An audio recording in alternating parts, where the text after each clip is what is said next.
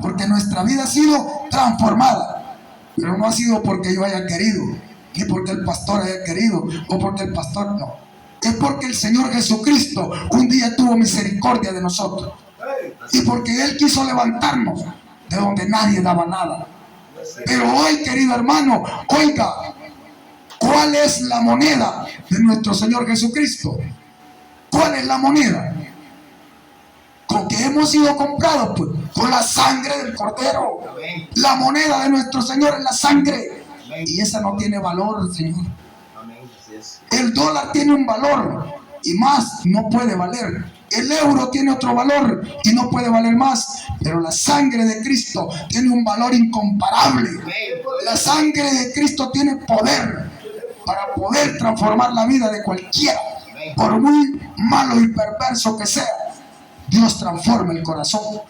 Y dice la palabra: y le daré un corazón nuevo, y quitaré de vosotros ese corazón de piedra, y daré un corazón de carne. ¿Por qué de carne? Porque es flexible, porque usted va a poder escuchar la palabra y llevarla por obra. Amén.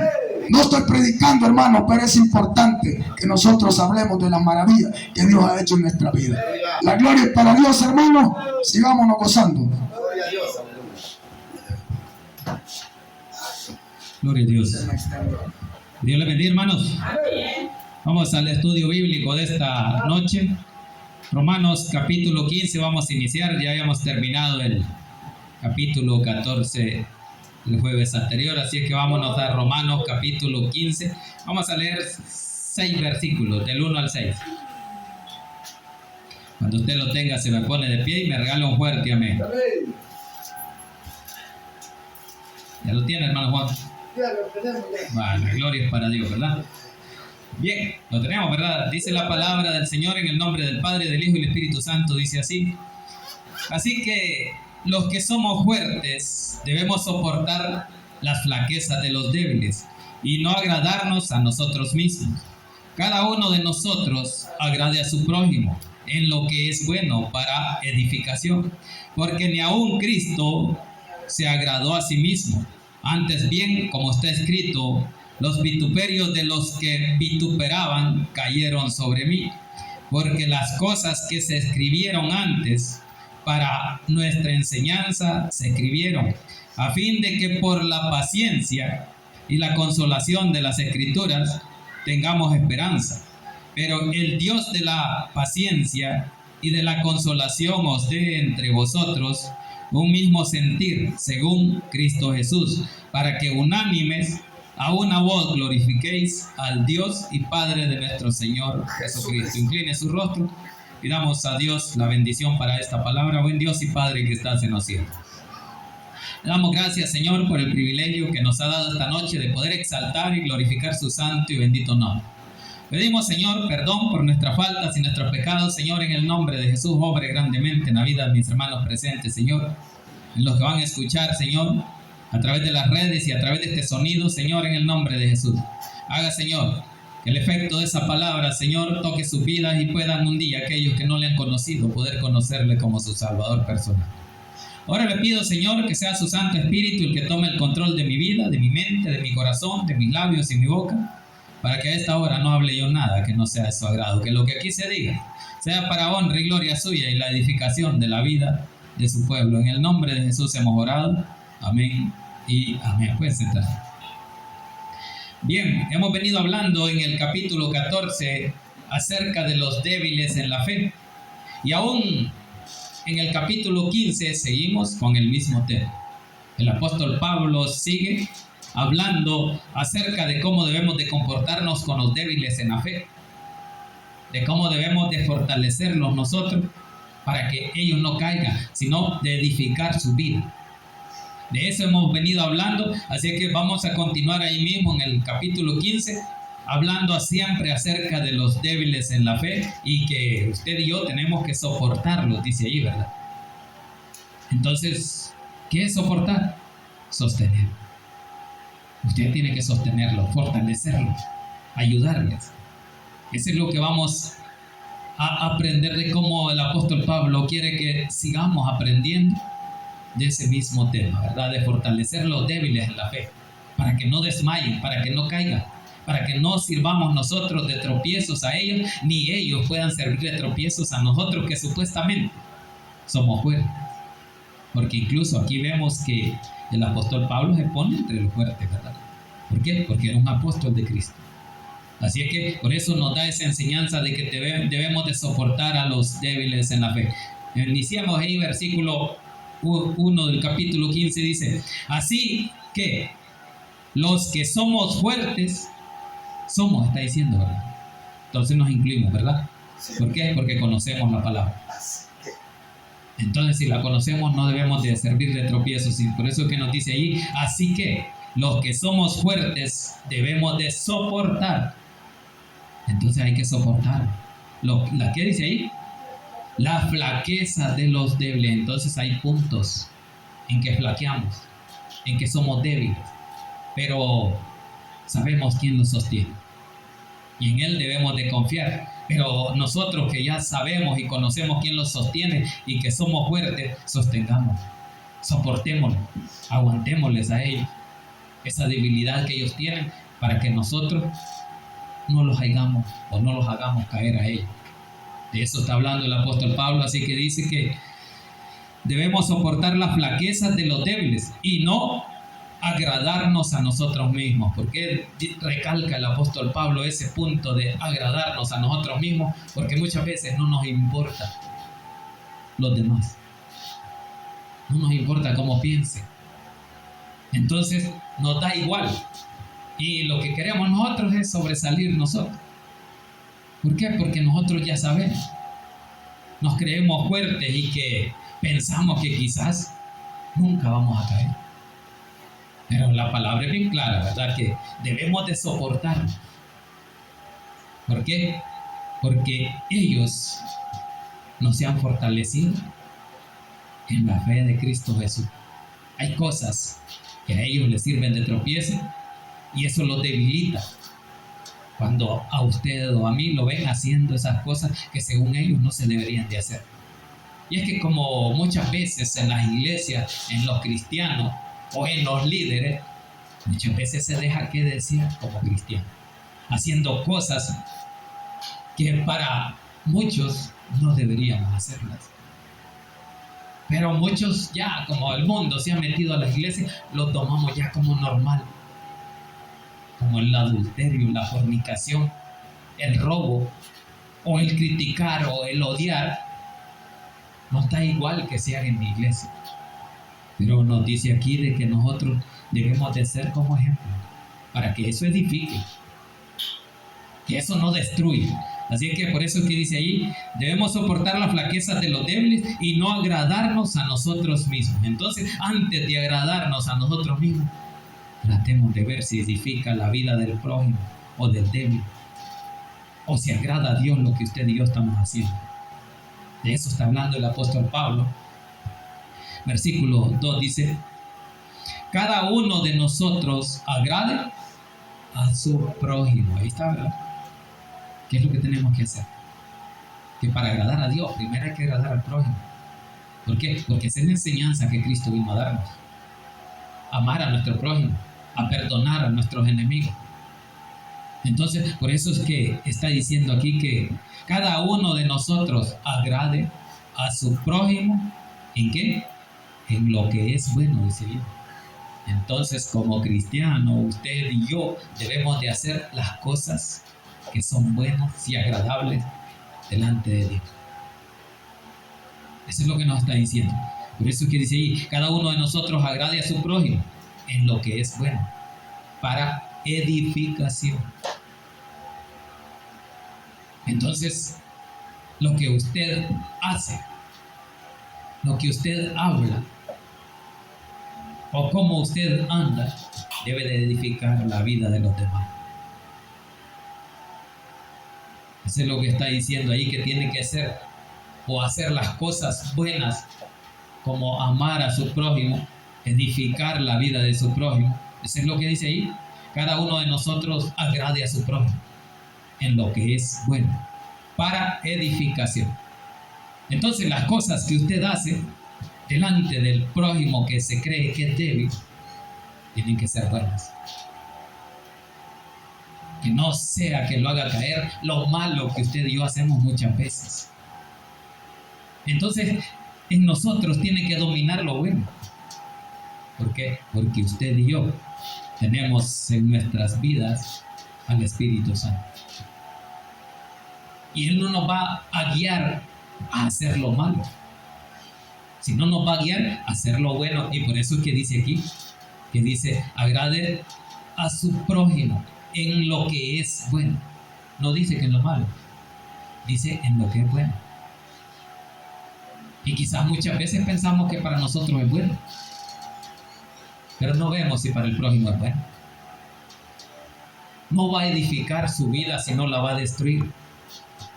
Y va a caer, y sobre usted y sobre mí va a caer esa caída de este prójimo en su debilidad. Entonces esas enseñanzas, por eso que hemos venido viendo cómo el capítulo 14, seguimos en el 15 hasta el versículo 6, hasta ahí termina la enseñanza de los débiles en la fe. ¿Por qué? Porque está recalcando que las enseñanzas de Cristo fueron para eso, para amar a nuestro prójimo. Esa es la enseñanza principal que Cristo vino a dar, y eso Él lo mostró entregando su vida por usted y por mí. No le importó el dolor, el sacrificio, el sufrimiento que Él iba a llevar para podernos salvar, a pesar de que usted y yo éramos malos. ¿Por qué? Porque andábamos perdidos, estábamos muertos, dice Efesios, en nuestros delitos y pecados. Eso nos mataba. Pero Cristo vino y Él dio su vida. Él pagó el precio de la vida, que es la sangre de Cristo. ¿Por qué? Para que usted y yo tuviéramos ese gozo de tener esa salvación y esa herencia en los cielos. Ese es el precio que Jesús pagó. Y no anduvo viendo qué era usted, si era bueno o era malo, porque murió por todos. Porque no anduvo haciendo excepción de personas. Y es que eso lo vamos a ir viendo en el estudio aquí en el capítulo 15, que Él vino, dice que no va a ser de muchas naciones un pueblo y otro pueblo, dos pueblos, no, de uno solo, hacer un solo. Judíos y gentiles un solo pueblo. Naciones paganas, si reciben a Cristo, Cristo dio su vida. Vale también la salvación para ese pagano, que ahora ya es arrepentido porque ya le conoció. Porque quizás así éramos nosotros, paganos perdidos, lejos de Dios, idólatras, como muchas veces le llamamos a los perdidos, que andan en su idolatría, pero así éramos nosotros. Yo andaba así, yo pagaba 5 colores por andar cargando ese muerto, esa madera. Entonces, pero de ahí Dios nos rescató. Y ahora usted y yo tenemos que servir como ejemplo para que muchos puedan salir de ahí como salimos nosotros. Así que por eso que dice que lo que usted y yo hagamos tiene que ser para edificación, haciendo lo bueno, no lo malo. Lo malo es del diablo, ¿verdad? El autor del mal, el autor del pecado es Satanás. Y tiene su reino en este mundo.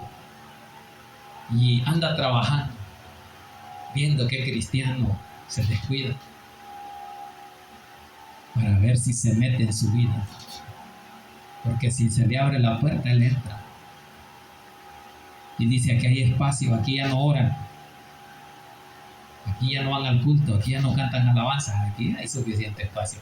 Y cada vez va hallando más espacio. Y después comienza a reinar ahí, y ahí baila el diablo. Así es que por eso es que usted y yo debemos de hacer lo bueno para que sea de edificación para el débil, para el hermano débil. Así es que sigamos ahí, versículo 3 dice, porque ni aun Cristo se agradó a sí mismo. ¿Qué está diciendo? Que usted y yo debemos de agradar al prójimo, dice ahí en el 2, haciendo lo bueno para edificar. ¿Por qué? Porque Cristo nos dio el ejemplo, que ni aún Él trató de agradarse a sí mismo, como nos habla ahí en el versículo. que no buscando agradarlos nosotros mismos. Por eso es que dice, porque ni aun Cristo se agradó a sí mismo. Él no vino a morir para agradarse él mismo. No, Él se gozaba en querer que el mundo no se perdiera, que el mundo fuera salvo. Así como usted, deberíamos de tener ese deseo de querer salvar esas almas perdidas que no se pierdan. Así dice la palabra aquí en el versículo 3, porque ni aun Cristo se agradó a sí mismo. Por eso que nos manda el apóstol Pablo a no agradarlos a nosotros mismos. Cuando hacemos las cosas nos queremos agradar, sentirnos bien.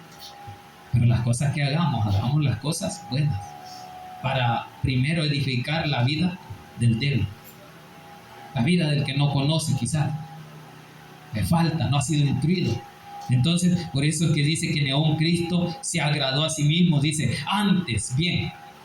Dice, como está escrito, los vituperios de los que te vituperaban cayeron sobre mí. Entonces, lo malo o las críticas, cuando dice los vituperios, los sufrimientos, cayeron sobre él.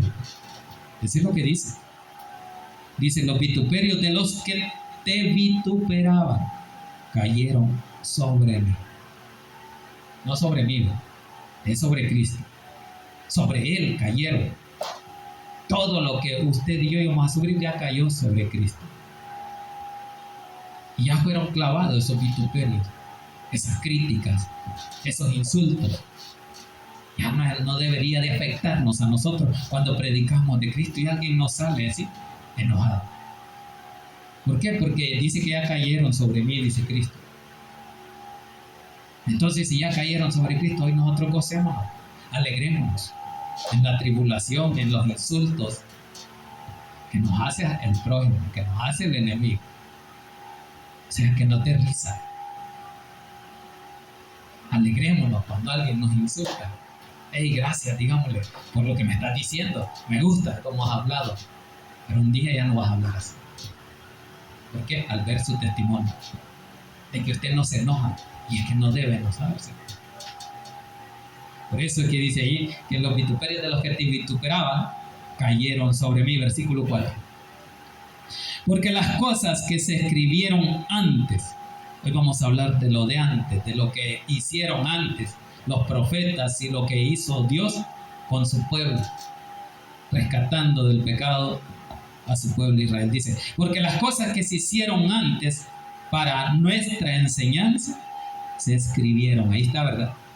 De las historias, porque muchas de esas cosas son historias para que usted vaya aprendiendo de cómo esos hombres de fe fallaron, de cómo los profetas, Dios se revelaba sobre ellos y hablaba lo que Dios quería hablar a esos reyes o a ese pueblo. Muchas de las enseñanzas son para que usted y yo aprendamos. Para eso se escribieron, dice ahí, ¿verdad? Porque las cosas que se escribieron, dice, antes, para nuestra enseñanza se escribieron. Entonces, que nos sirva de ejemplo. El fracaso que un rey o David tuvo, pues, porque el que de más se habla que falló, que fallaron mucho. Falló Sansón, falló Abraham. Grandes hombres de fe fallaron. Pero eso está escrito para que usted y yo nos demos cuenta de que ahí hay una enseñanza. De que no solo ellos, grandes reyes, grandes amigos de Dios cayeron, tropezaron. Entonces, para eso fueron escritas, para que usted y yo nos demos cuenta de que el peligro ahí está. ¿Peligro de qué? De pecar, de desviarse. Por eso allá en Hebreos, la palabra nos dice que tengamos mucho cuidado con deslizarnos. ¿Por qué? Porque el pecado ahí está. Y muchas veces nos queremos reír, ¿verdad? No, a mí no me afecta el pecado, no. Más rápido puede caer. Por eso es que dice aquí que estas son enseñanzas que vinieron para que usted y yo las tomemos en cuenta y que no vayamos a pasar por ese problema. Por eso cuando usted instruye a sus hijos o a sus hijas, usted les explica qué es lo que usted ha pasado y en qué ha fracasado para que ellos no fracasen. Entonces Dios nos está mandando esta enseñanza que dice ahí que se escribieron para que usted y yo no pasemos por esos errores, por esos pecados. Para eso está escrito, por eso que dice, porque las cosas que se escribieron antes, está hablando de antes, de los tiempos antiguos, de los tiempos en que Dios hizo a su pueblo de un hombre que ni existía. Entonces, por eso que dice, porque las cosas que se escribieron antes para nuestra enseñanza se escribieron, ¿a fin de qué? De que por la paciencia y la consolación de las Escrituras tengamos esperanza. Entonces, ahí está el punto que por qué se escribieron las cosas antiguas o la palabra del Antiguo Testamento. Porque así como estos hombres le fallaron a Dios, cayeron, pecaron, siempre tienen esperanza. David siempre tuvo esperanza. Siempre creía que Dios era misericordioso. Y por eso es que cuando él censó al pueblo y le preguntó el profeta Natán en qué manos quería caer, si en el pueblo o en las manos de Dios, él escogió las manos de Dios por su misericordia. Entonces sabía que había misericordia aunque le haya fallado. Y es que por eso es que usted y yo estamos aquí, por la bendita misericordia de Dios que nos ha permitido que usted y yo nos apartemos de su camino. Por eso es que nos aclara bien esto, de que en esa palabra, en esa enseñanza desde tiempos antiguos, desde la creación del mundo, nos vino dando esperanza, nos vino consolando. Eso es lo que dice ahí. Para nuestra enseñanza se escribieron a fin de que por la paciencia. ¿Cuál paciencia? La que Dios tiene. Porque allá en Pedro nos dice de que Dios no es que tarde su venida, sino es por la paciencia que Él tiene a esperar de que muchos se arrepientan. Entonces, por eso que aquí habla de la paciencia, de la consolación, eso es lo que está hablando. Se escribieron a fin de que por la paciencia y la consolación de las Escrituras hay un consuelo en la palabra. ¿Qué más dice? Tengamos esperanza. Entonces, usted y yo tenemos esperanza hoy. Y aquel que es débil también tiene esperanza. Y aquel que no le conoce también tiene esperanza. Porque un día Dios se puede apiadar quizás de usted o de mí o de algo otro para utilizarlo como un instrumento para llevar a aquel a Cristo, aquel que no conoce. Así es que por eso es que en Cristo debe de estar nuestra mirada. Porque allí está la paciencia para esperar en Él, para que usted y yo seamos como Él nos ha enseñado, pacientes. No de los pacientes que hay que hacer una gran fila en el hospital. No, la paciencia que Dios tiene para esperar que usted llegue a Él, que usted se mantenga firme, que le crea a Él por la fe. Esa paciencia es la que aún Dios está teniendo con el mundo entero que no le ha conocido. Así que por eso es que dice ahí, a fin de que por la paciencia y la consolación de las Escrituras tengamos esperanza. Entonces, solo en Dios puede esperar usted con paciencia. Aquí un día va a venir Él por usted y por mí. Viene por su pueblo, por su iglesia. Y tenga esa paciencia, dice Hebreos, a fin de que por la paciencia y la consolación de las Escrituras. Entonces, el consuelo lo da Cristo, lo da la palabra, lo da la Escritura. Eso es lo que está diciendo ahí, a fin de que la paciencia y la consolación de las Escrituras tengamos, que podamos tener esperanza. Eso es lo que está diciendo el apóstol Pablo. Usted y yo debemos de confiar fielmente en esa palabra, de que la palabra se cumpla. Y si aquí nos está diciendo que con paciencia, con consuelo en las Escrituras, no en mí, no en el predicador, en las Escrituras, dice ahí, ¿verdad? Claramente, dice que por la paciencia y la consolación de las Escrituras hay un consuelo. Cuando Cristo vino, a muchos halló tristes, a muchos halló desconsolados, y por eso es que Él dijo: yo me voy, pero incluso a sus discípulos no los voy a dejar solos, yo les voy a mandar un consolador. ¿Para qué? Para que lo consuele, para que lo guíe, para que le enseñe. Entonces hay alguien que nos guía y nos enseña a través de las Escrituras, y en Él está ese consuelo, la esperanza, con paciencia. Usted tiene que estar seguro que hay una esperanza de que Cristo le dejó esa promesa de que un día va a venir y usted y yo nos vamos con Él. Si usted lo cree, si usted tiene fe, si usted le ha recibido como su Salvador. Así que por eso es que no podemos ir a buscar en nadie más consuelo. Si usted lo va a buscar al mundo, el mundo se va a reír de usted. El mundo le va a hacer un chambre, le va a decir, mira el gran cristiano, ahora Cristo lo ha desamparado. Ay, viene a mí a rogarme, yo que no soy nada. ¿Varón? Así nos dicen. A mí viene, dice, y que es lo que tienen un Dios poderoso, y ahí gritan, y que poderoso es Dios. ¿Varón? Amén. Y a la hora de las horas nos vamos a quejar con ellos. Entonces no se puede, ¿verdad? Hay que estar seguros en lo que estamos. Que si venimos diciendo que hay esperanza en Cristo es porque la hay. Y usted y yo lo creemos. No solo vamos a hablarlo, sino porque realmente lo creemos, porque realmente tenemos que poner por obra esa palabra. Y confiar en que en Él hay esperanza, en Cristo hay esperanza. Eso es lo que siempre le dijimos a alguien que no conoce a Cristo. No tiene esperanza, ¿no? No, ella no, dice. Soy malo, dice. No, si aquí el más malo tiene esperanza. La vida más perdida, dice la alabanza. Tiene esperanza del Salvador. Ahí dice, así es que usted y yo tenemos que esperar con paciencia, ¿verdad? Para eso nos viene enseñando la Escritura, dice ahí, que se escribieron antes, en esos tiempos antiguos, para que usted con paciencia y consolación, y la consolación de las Escrituras, tengamos esperanza. Versículo 5. Pero el Dios de la paciencia, vuelve a hablar de la paciencia, es porque eso muchas veces nos falta, nos cuesta tener paciencia. Queremos las cosas ya. Si no sanamos, le decimos a Dios, mejor ya no vengo. Si no los responde, si no los contesta el milagro, nunca me contesta. Y nos vamos. Pero ¿a dónde vamos a ir? Vamos a parar al mundo. Mira, que Dios que le está rogando a Dios que lo sane y nunca lo sane. Y al final quizás es el propósito de Dios enseñarle a usted que sea paciente y que espere, si es posible aún, hasta la venida de Cristo. No como yo digo, ¿verdad? Que no, denme el tiempo. Si no me hace esto en un mes, en un año, difícilmente. Porque a Dios no lo vamos a obligar. Nadie puede obligar a Dios.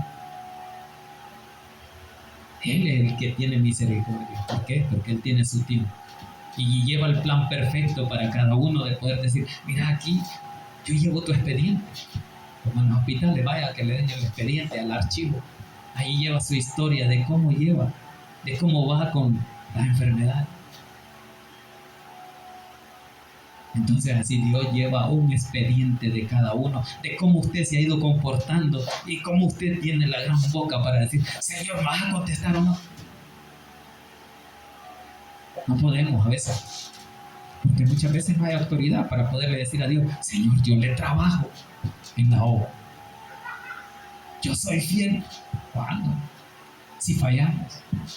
Por eso es que dice ahí en el 5, pero el Dios de la paciencia y la consolación, de nuevo vuelve a decir, para que la consolación y la consolación os deis entre vosotros un mismo sentir según Cristo Jesús. Entonces no es que un mismo sentir en lo que pensamos nosotros, no, ese mismo sentir tiene que ser en Cristo Jesús, la forma de pensar de acuerdo como Cristo nos ha enseñado en Él. Esa paciencia y el consuelo tiene que ser para eso, para pensar de la misma forma, para tener esa fe todos unánimes. Eso es lo que vamos a ver ahí en el 6, eso dice. Pero dice, pero el Dios de la paciencia y de la consolación os dé entre vosotros un mismo sentir según Cristo. Entonces es según Cristo Jesús. Vamos a pensar según como Cristo nos ha enseñado, como Él nos vino a dar ese ejemplo.